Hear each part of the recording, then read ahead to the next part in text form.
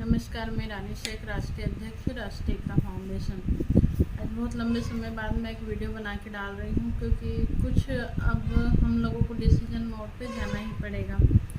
देखिए, अभी फ़िलहाल जो ग्रुप में कई ग्रुपों में मैसेज आ रहे हैं कि कई लोग उपभोक्ता अधिनियम 2019 को लागू करवाने के लिए अपने अपने स्तर से कार्रवाई कर रहे हैं। ये क्या है, क्यों है, उसको समझना, प्लस में आपको किस तरह से कार्रवाई करनी, वो सारी चीज़ों को लेकर मैं आज ये वीडियो बना रही हूँ। इसके बाद में आप लोग डिसीजन लीजिएगा कि आप लोगों को क्या करना है।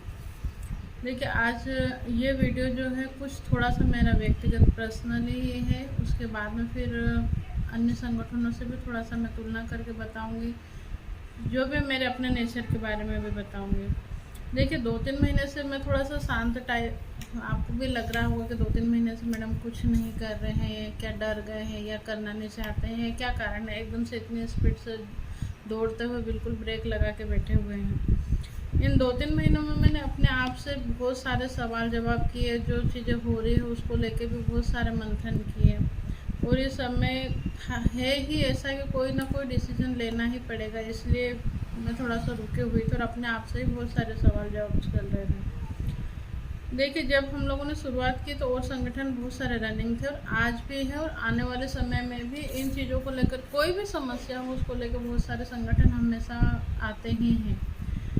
सबका अपना अपना उद्देश्य रहता है, किसका क्या उद्देश्य रहता है, किसका क्या उद्देश्य रहता है। जैसे कि अभी फ़िलहाल उपभोक्ता अधिनियम 2019 को लागू कराने के लिए मदन लाल आज़ाद जी जो हैं वो लगे हुए हैं।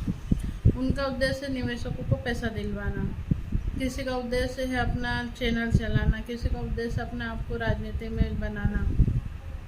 वैसे ही जब हमारा भी संगठन बना था तो सब लोगों की अपनी अपनी राय थी, या फिर बहुत सारे लोग जो हमसे अभी तक नहीं जुड़ पाए क्योंकि उनको लोगों के माध्यम से ये मिलता था कि मैडम को अपना राजनीतिक करियर बनाना है, मैडम को सदस्यता बढ़ानी है या अलग अलग तरह से बहुत सारे सवाल जवाब थे। इस कारण से बहुत सारे लोग अभी तक हमसे खुल के जुड़ ही ना पाए, और हम लोग 3 साल से लगातार इस चीज़ को लगे। जैसे मेरा अपना मैं कहूँ कि भाई मैंने ये संगठन क्यों बनाया था।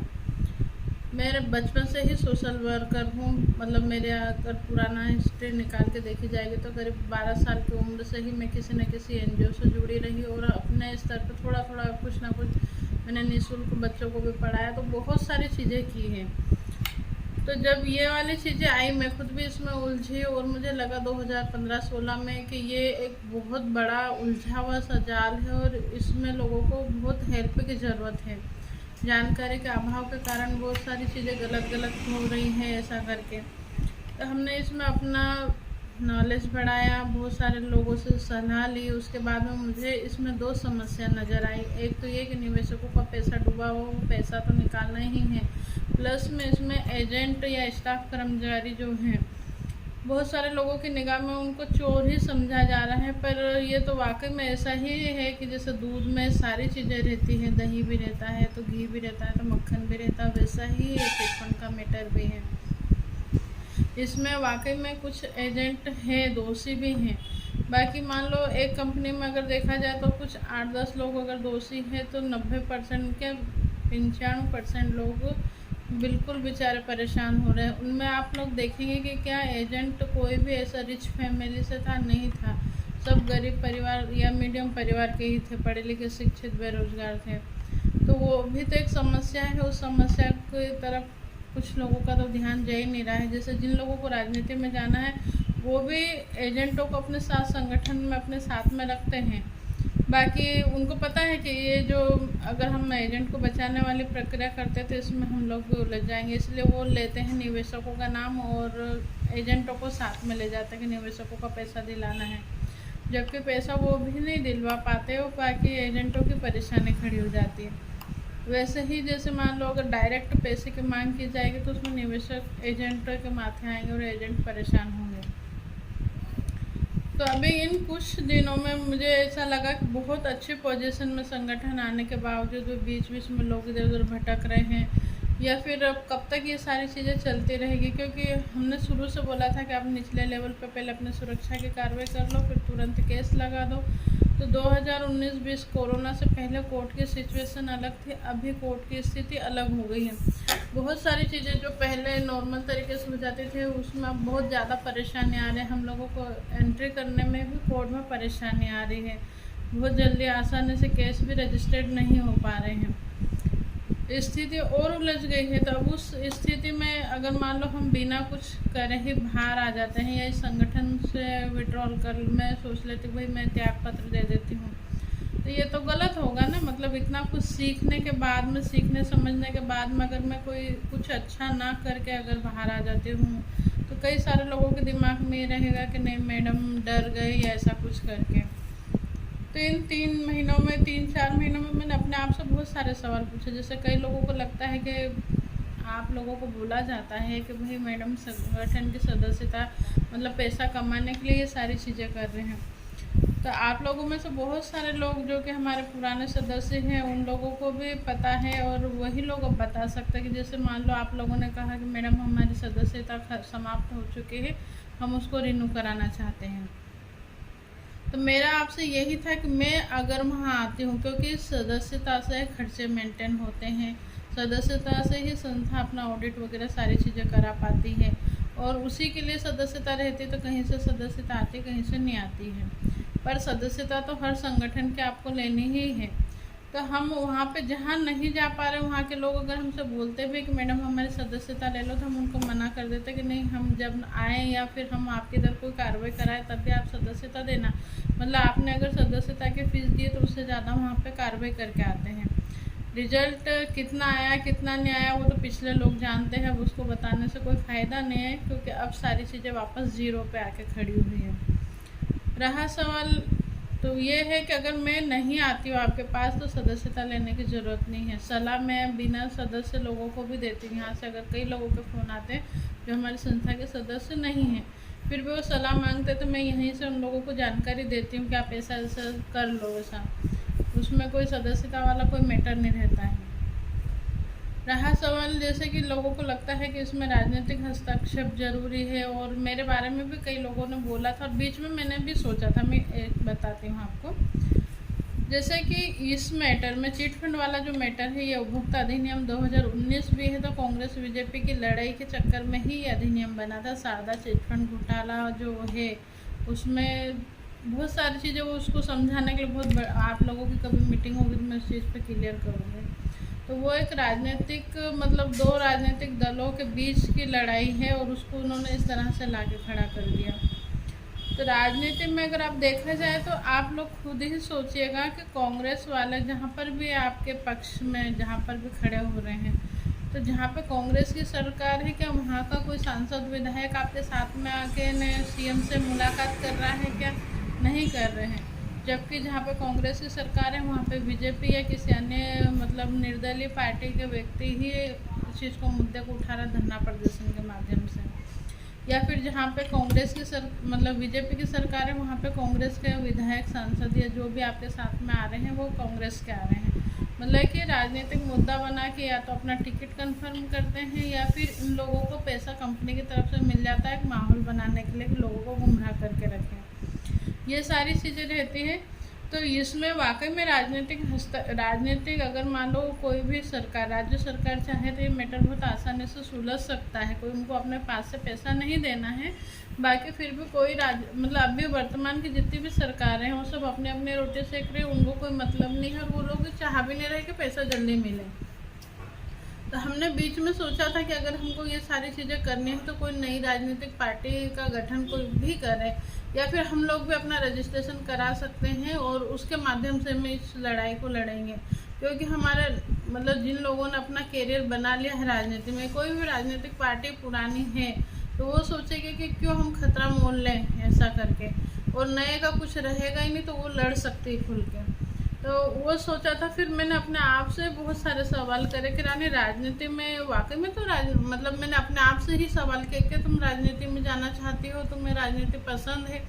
तो मैंने अपने आप में देखा मुझे राजनीति से बचपन से ही नफरत थी और अभी बीच में जो जाने का प्लान मतलब एक सोचा भी था कि मैं जाऊं, तो उसमें ये था कि कुछ सुधार, जो कि बहुत सारे सुधार हम कर सकते हैं राजनीति में जाने के बाद में, वो है कि हम कर सकते हैं। बाकी मेरा पर्सनल, फिर जब मैंने सोचा कि भाई मैं राजनीति में अगर जाती है, कोई भी व्यक्ति राजनीति में जाता तो उसकी पर्सनल लाइफ अगर वो सुधार के लिए जाता है तो उसकी पर्सनल लाइफ डिस्टर्ब हो जाती है। मतलब मैं बिंदास स्वतंत्र रूप से सोशल वर्क करना चाहती हूँ। मुझे जो को दिखावा नहीं करना है। जैसे मान लो आज भी मेरे पास सदस्यता आती है, आप लोगों को ये है कि भाई सदस्यता आती है, उस सदस्यता का मैं कितना कहाँ पे कैसे उपयोग करती हूँ ये मैं ही जानती हूँ। बाकी राजनीति में जाने के बाद में अगर आपने किसी के यहाँ टापने में रुक गए बेचारे के यहाँ पे, तो उसको इतना हाईलाइट किया जाएगा, या तो वो दिखावा पसंद है तो ठीक है, और नहीं तो उसको इतनी शर्मिंदगी होगी कि यार क्या हुआ, मेरी रोटी का प्रचार हो गया। आज मैं बिंदास किसी के यहाँ पर भी रुक सकती हूँ, किसी के यहाँ पर भी खा सकती हूँ, किसी के भी बच्चों को गोदी में लेके खिला सकती हूँ। मतलब बहुत अच्छा लगता है कि जब हमें अपने पद प्रतिष्ठा से अलग होके जीते हैं। और राजनीति में जाने के बाद तो वो सारी चीज़ें ख़त्म हो जाती है। तो जिसको राजनीतिक दिखावा पसंद है वो राजनीति में जाए तो चले, मेरे बस का नहीं है, तो मुझे राजनीति में भी नहीं जाना। रहा सवाल संस्था की सदस्यता का, या फिर किसको लग रहा है कि कमाने के लिए, तो आप लोगों को मैं बता दूं, ये जो संगठन है ये एक संस्था का, राष्ट्रीय एकता फाउंडेशन एक संस्था की शाखा है। प्रखर education and social welfare society एक संस्था है, उसकी एक शाखा है राष्ट्रीय एकता फाउंडेशन, जिसके माध्यम से अभी हम ये आप लोगों के लिए लड़ रहे हैं। बाकी जिसका भी एनजीओ है या संस्था है उससे पूछिएगा कि एनजीओ में अगर व्यक्ति कोई एक भी प्रोजेक्ट लेके बैठ जाता है तो कितना कमा सकता है। और 3 साल पुरानी संस्था अगर ATG 12 वगैरह करवा ले तो उसके बाद में उसमें फंड की तो कोई कमी ही नहीं रहती है। ये सब जो मैं कर रही हूँ इतना खतरों से भी नहीं खेलना पड़े। तो मेरी संस्था है, मतलब जिसकी एक शाखा है राष्ट्रीय एकता फाउंडेशन, जिसके माध्यम से आप लोगों से सदस्यता ली जाती है।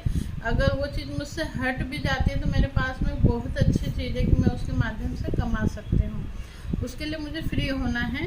तो अब ये है कि 2023 तक मेरे पास में पद है, उसके बाद तो मैं राष्ट्रीय एकता फाउंडेशन के पद से भी त्यागपत्र देना चाहती हूँ। क्योंकि अभी तक बचपन से ही मैंने अपने आप को बहुत बांधा हुआ सा रखा है। ये मतलब जो भी रहा अपनी ज़िंदगी को मैंने बहुत बांध के रखा कि नहीं बिल्कुल उड़दंगपन नहीं करना। पर उम्र का ये जो पड़ाव आ गया, अब इसके बाद तो उम्र जानी ही है ना, बुढ़ापा आना है। तो बिंदास ज़िंदगी जीने के लिए ये सब मुझे तब ना ज़्यादा पैसे की ज़रूरत है, ना नाम पद प्रतिष्ठा जितना हो गया है ये भी कम नहीं है, बहुत है। आज अलग अलग प्रदेश में बहुत सारे परिवार ऐसे पारिवारिक संबंध बन गए, मैं उनके साथ जीना चाहती हूँ, ना कि मुझे अब दिखावे की ज़्यादा ज़रूरत नहीं है। तो 23 के बाद में मैं इससे त्याग पत्र दे दूँगी। अब आपके पास में ये मेरे पर्सनल मैंने दिया है, तो आप लोग ये भी सोच मतलब आपको देखना है कि अब आपको किस संगठन के साथ में जाना है, करना है, नहीं करना है। मुझे राजनीति में नहीं जाना है। मुझे सदस्यता, अगर मैं आपके पास नहीं आती, आप हमारे साथ में नहीं जुड़ के कोई कार्रवाई नहीं कर रहे, तो मुझे सदस्यता की ज़रूरत नहीं है। क्योंकि मतलब अभी तक नहीं बताया, मैं आप बता देती। पिछली बार जब मैंने लास्ट मेरा था, मैं 27 दिन में घर से आई, घर से बाहर रही थी, कंटिन्यू कार्रवाई करी, कई कैंप लगे, बड़ी बड़ी मीटिंगें हुई थी, सब कुछ था। मैं 5000 रुपये घर से लेके गई थी और रिटर्न जब आई तो मेरे पास 4000 रुपये थे। जबकि मैं फालतू कोई खर्च नहीं करती हूँ, कोशिश करती हूँ कि रुकने के लिए भी सिंपल से कोई धर्मशाला या सिंपल होटल में, फिर भी खर्चे हो जाते हैं। तो जो सदस्यता आती है वो खर्चे में ही जाती है, मतलब सोचने की बात। और ऐसा ही हमेशा होता है, कई बार तो ऐसा कि मैं घर से ले जाती, रिटर्न आता भी नहीं, कई बार आता भी है तो वो एडजस्ट हो जाता है, इधर का इधर करके हो जाता है, सब जगह से सदस्यता नहीं आती है। अब इससे आगे आपको बढ़ना है तो किसी भी संस्था संगठन की आपको सदस्यता तो लेनी ही पड़ेगी। आप स्वतंत्र हैं, आपको लग रहा है कि हमें राष्ट्रीय एकता फाउंडेशन से नहीं जुड़ना है तो आपको कोई भी प्रेशर नहीं है। अब मैं आपको तरीका बता रही हूँ कि आप क्या कर सकते हैं।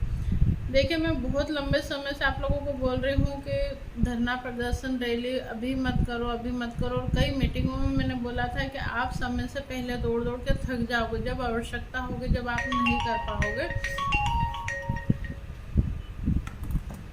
जिस तरह से अभी फ़िलहाल आप देख रहे होंगे कि चिट फंड का जो मुद्दा है, तो पहले जब दूसरी चिट फंड कंपनियां बंद हुई थी तो सहारा वालों को लगता था कि नहीं हमारी कंपनी अच्छी है और हमारा तो चल रहा, हम लोगों को समस्या नहीं आएगी।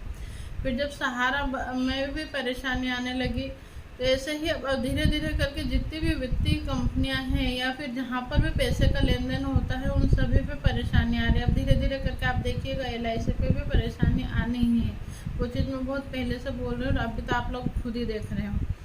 तो अब अगर मान लो हम सहारा वालों से कहें चिट फंड, तो वो बोलने सुनने में उनको अच्छा लगता नहीं, मैडम हमारी कंपनी चिट फंड में नहीं आती। पर आप लोगों की जानकारी के लिए बता दो कि जब भी कोई केस दर्ज होता है तो उनमें और चिट फंड कंपनियों में आप लोगों के ऊपर सेम टू सेम ही केस बनता है। वैसे ही अगर आने वाले समय में अगर LIC के लिए भी कोई दिक्कत आई उसमें भी यही होगा। क्रिप्टो करेंसी वाला जो मैटर है उसमें भी अभी जितनी कंपनियों के खिलाफ हो रहा है उनको बढ़ावा भी सरकार ने दिया था, बंद भी सरकार ही कर रहे हैं, उनमें भी यही समस्या आ रही है। पर पहले हमने आप लोगों को धरना प्रदर्शन रैली और क्योंकि उनके उद्देश्य अलग अलग थे। दूसरी बात ये है कि मान लो जैसे हम जब ऊपरी लेवल पे जाते हैं, जैसे मान लो डायरेक्ट CM के पास जाते हैं, तो CM के पास से जब हम जाएंगे तो नीचे ही उतरना पड़ता है, बोलते हैं कि आपके कलेक्टर को पास जाओ ऐसा करके। तो हमने बोला था कि आप पहले नीचे से ऊपर तक की पूरी स्टेप कर लो, वो अगर नहीं होता उसके बाद धरना प्रदर्शन करना चाहिए। बाकी सब लोगों ने वो ना करके शुरुआत में ही धरना प्रदर्शन रैलियाँ इतनी कर ली को थक गए हैं। बाकी अब हमारे पास में जो ज़रूरी नहीं है कि हमारे ही ठोकर लगने पे हमारे पास में उस चीज़ का अनुभव हो। हम लोग दूसरी कंपनियों के जो सिचुएशन बनी है उनको देख के भी ले सकते हैं।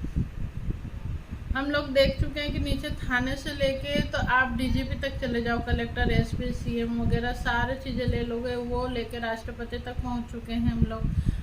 सेशन कोर्ट, हाई कोर्ट और सुप्रीम कोर्ट सबके रिजल्ट अपने पास में है।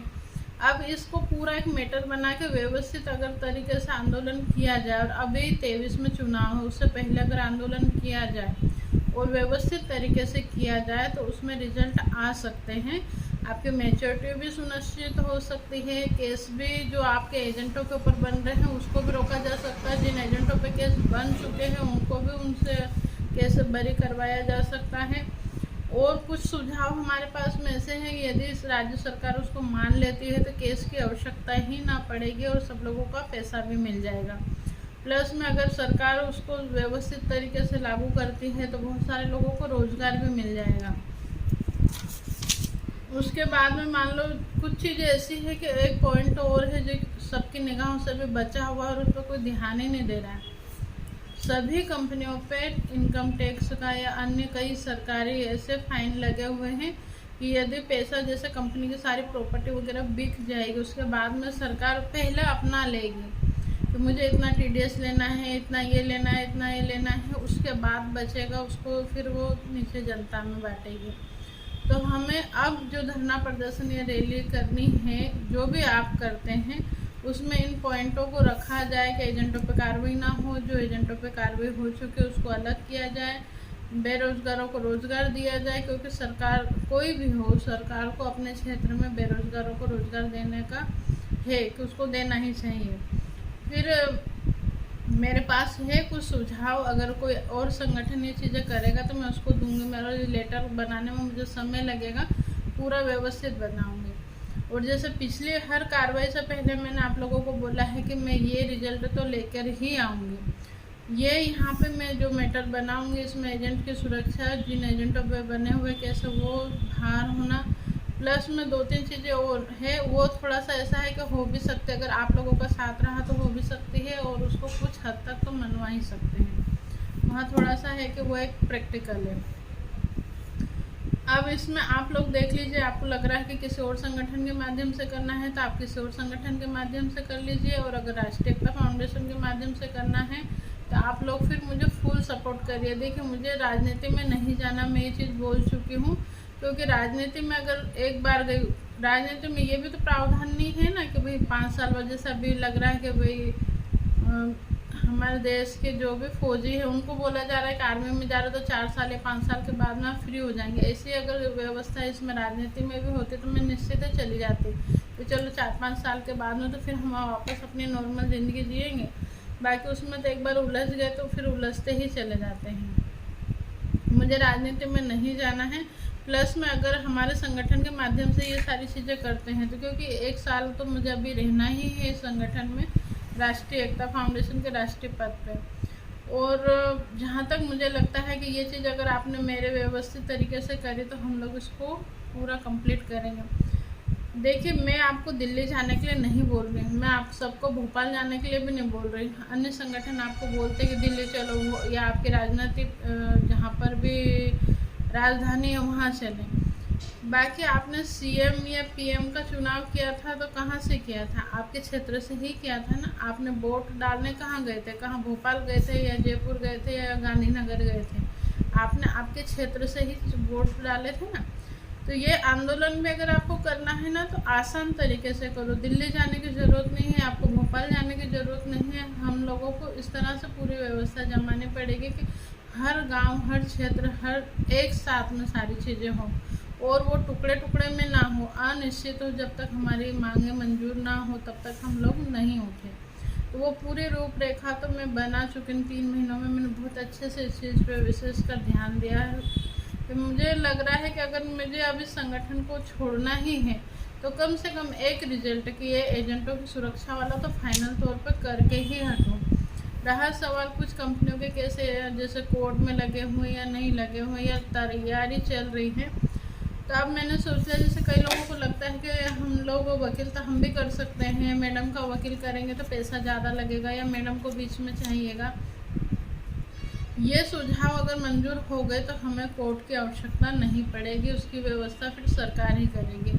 ये सुझावों में थोड़ा बहुत भी कुछ ऊंच नीच रहा और कोर्ट जाना पड़ा, तब हमने सोच लिया कि जिस भी कंपनी का होगा उसी कंपनी के कुछ लोगों को लेके हम एक कमेटी बना देंगे और उन्हीं के नाम से पिटीशन दायर करवा देंगे। वकील की फ़ीस वगैरह भी वो अपने हाथों से ही देंगे, क्योंकि कमाना मेरा उद्देश्य ना शुरू से था, ना आज है, ना आगे रहेगा। इस मैटर को लेके कमाना है तो मैं कमाऊँगी तो सही, बचपन से ही मुझे कमा रही हूँ, खर्च कर रही हूँ, मुझे बचत का वो शौक़ नहीं है। तो कमाऊंगी तो मैं ज़िंदगी भर, पर इस मिशन से मुझे कमाना भी है तो सोशल वर्क में ही लगाना है, तो अच्छा होगा आपके हाथ से ही सारी चीज़ें हो जाए। मैं उसमें इंटरफेयर नहीं करूँगी। अब हम केस आप लोगों के माध्यम से ही लगवा देंगे ताकि मेरी लायबिलिटी कम हो जाए। ऐसा तो पहली चीज़ ये है कि आप लोग डिसीजन ले लीजिए कि अन्य संगठन के माध्यम से करना है, राष्ट्रीय एकता फाउंडेशन के माध्यम से करना है। पर अब ये जो भी करना है, आंदोलन करना है, ये लास्ट होना चाहिए चिट फंड के लिए। तो इसको हम प्रदेश वाइज मतलब एक एक प्रदेश में भी कर सकते हैं और अगर चाहें तो एक रूपरेखा तैयार करके हम 2-3 प्रदेश पे एक साथ भी कर सकते हैं, क्योंकि ये कब तक चलेगा? बहुत लंबा समय, 3-4-5 साल तो होगा। जिस तरह से अभी चल रहा है अलग अलग वैसे तो ये सालों साल नहीं ख़त्म होगा। रहा सवाल कोर्ट का, तो कोर्ट में भी जज पर भी बहुत ज़्यादा प्रेशर है अभी। अभी हम लोग गुजरात हाई कोर्ट वकील से मिले थे, मतलब हमारे काम से ही गए हुए थे हाई कोर्ट। वहाँ के वकीलों का कहना है कि मैडम अभी फ़िलहाल की कंडीशन ये है कि मैं भी कट्टर मतलब बीजेपी का हूँ। बाकी अभी जजों पे इतना प्रेशर है कि कोई भी डिसीजन वो सरकारी रिच मतलब पैसे वालों के विरुद्ध बहुत कम फैसले आ रहे हैं, बहुत प्रेशर में ही जज फैसले ले पा रहे हैं। तो हम अपने इस मैटर में वो सारी चीज़ों को करेंगे और हो सकता है मतलब आप सही, बस ये कि मुझे आप लोगों का साथ चाहिए। आप लोग बस जो तरीका मैं बता रही हूँ उस तरीके से यदि चलते हैं तो एक आंदोलन में ये सारी चीज़ें हो जाएगी। और अगर आपको लग रहा है कि हम किसी और संगठन के माध्यम से करना चाहते हैं तो आप उस संगठन के माध्यम से भी कर सकते हैं। ऐसा कुछ नहीं है कि आप राष्ट्रीय एकता फाउंडेशन के माध्यम से ही करें, पर मैं चाहती हूँ कि ये 2023 से पहले हो जाए, चुनाव से पहले यदि ये होता है बिन, और इसमें किसी भी राजनीतिक पार्टी का हस्तक्षेप मत करवाना, क्योंकि इसमें कांग्रेस भी दोषी है, बीजेपी भी दोषी है, सभी दोषी हैं। सबके कहीं ना कहीं देखोगे ना तो बहुत सारे ऐसे हैं कि फिर उसको आपको पढ़ना पड़ेगा। कभी आना मेरे पास, में बहुत सारी चीज़ें दूंगी आपको मटेरियल पढ़ने के लिए कि इसमें कितने लोग दोषी। और ये जो उपभोक्ता अधिनियम 2019 से ये लचीला इसलिए रखा गया है क्योंकि अगर इसको स्ट्रॉन्ग बना दिया जाता कि हाँ बिल्कुल जो प्रचारक है उन सब पे केस बनना चाहिए, तो बीजेपी के भी बहुत सारे नेता अंदर जाएंगे या कांग्रेस के तो बहुत सारे जाने ही हैं। तो वो लचीला इसीलिए, पर उसमें क्या होगा, बड़े बड़े तो निकल जाएंगे, छोटे मोटे एजेंटों को ही परेशानी आएगी। और हम छोटे लोगों के लिए ही काम कर रहे हैं कि छोटे लोगों को सुरक्षित करते हुए निवेशकों का पैसा दिलवाएं।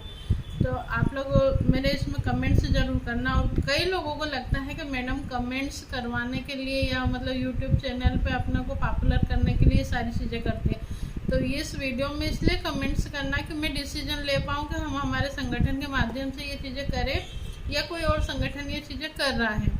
रहा सवाल यूट्यूब चैनल चलाने के लिए, तो मैं खुद अपना मीडिया का एक रजिस्ट्रेशन करा के लेके आऊँगी। उसमें केवल ये मुद्दा नहीं, दूसरा भी रहेगा, तो उसका लिए आप फिक्र मत करो।